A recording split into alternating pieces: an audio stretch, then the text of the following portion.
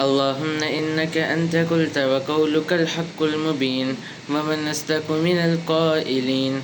قل صدق الله فاتبعوا ملة إبراهيم، ومن أصدق من الله قيلا، ومن أصدق من الله حديثا. اللهم لك الحمد كله ولك الشكر كله، وبيدك الخير كله علانيته وسره، فأهل أنت أن تحمد، وأنت أن تعبد، وأنت على كل شيء قدير. أنت لا مانع لما أعطيت، ولا معطي لما منعت، ولا ينفع ذا الجد منك الجد. أنت الأحد الصمد الذي لم يلد ولم يولد ولم يكن له كفوا أحد. أنت اللهم لا إله إلا أنت. أنت الغني ونحن الفقراء. أنت العزيز. أنت لا مانع لما أعطيت. أنت لا مانع لما أعطيت.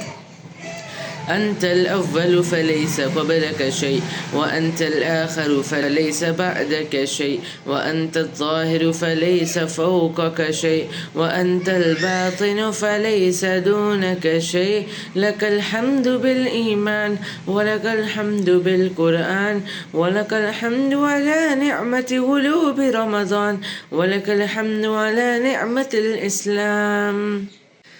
اللهم أهله علينا شهر رمضان بالأمن والإيمان والسلامة والإسلام.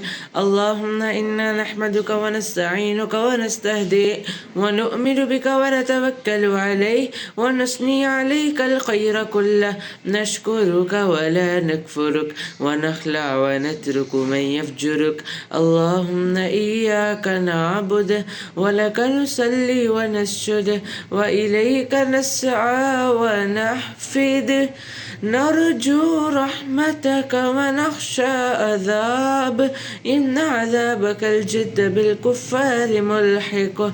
اللهم اهدنا فيمن هديت، وعافنا فيمن عافيت، وتولنا فيمن توليت، وقنا واصرف عنا برحمتك شر ما قضيت. إنك تقضي ولا يقضى عليك، إنه لا يذل من واليت ولا يعز من عاديت.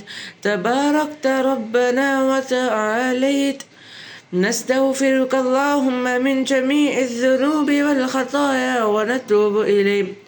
اللهم اقسم لنا من خشيتك ما تحول به بيننا وبين معصيتك، ومن طاعتك ما تبلغنا به جنتك، ومن اليقين ما تحول به علينا مصائب الدنيا.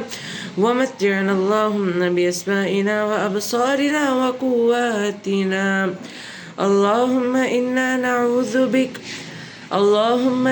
نعوذ بك من جهد البلاء، ودرك الشقاء، وسوء القضاء، وشماتة الأعداء. اللهم اغفر لنا وللمسلمين والمسلمات. اللهم اغفر لنا وللمسلمين والمسلمات.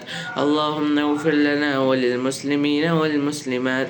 اللهم اغفر لنا وللمسلمين والمسلمات، وللمؤمنين والمؤمنات الأحياء منهم والأموات، برحمتك يا أرحم الراحمين. اللهم إني نسألك الجنة والنجاة من النار. اللهم إني نسألك الجنة والنجاة من النار. سبحان ربك رب العزة عما يصفون، وسلام على المرسلين، وآخر دعوانا أن الحمد لله رب العالمين.